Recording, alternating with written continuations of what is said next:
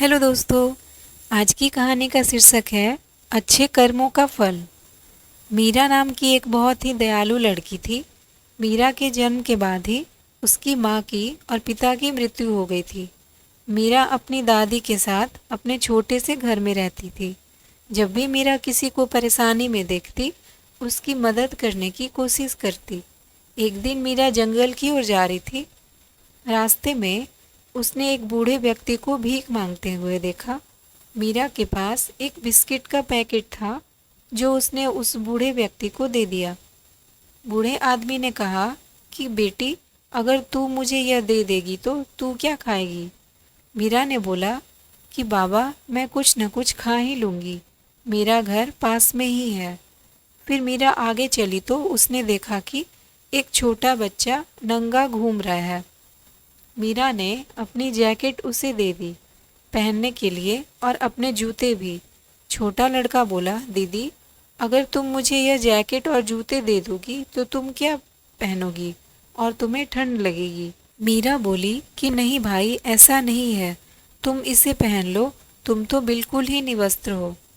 चलते चलते मीरा घने जंगल में पहुंच गई, जहां वह आसमान की ओर देखकर बोलने लगी कि हे भगवान, तुमने मेरे जन्म से ही मेरे माँ बाप को क्यों छीन लिया? ऐसा क्यों किया तुमने? मैं हमेशा सबकी मदद करती हूँ, यह सोचकर कि शायद मेरे इन कर्मों से कुछ अच्छा हो जाए। इतने में ऊपर से एक आकाशवाणी हुई।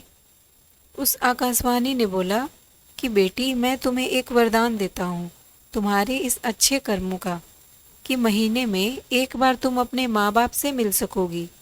आकाशवाणी के इतना बोलने के बाद ही उसके माँ बाप नीचे उतर आए। उसके माँ बाप की आंखें नम थी और यह देखकर मीरा की आंखें भी नम हो गई।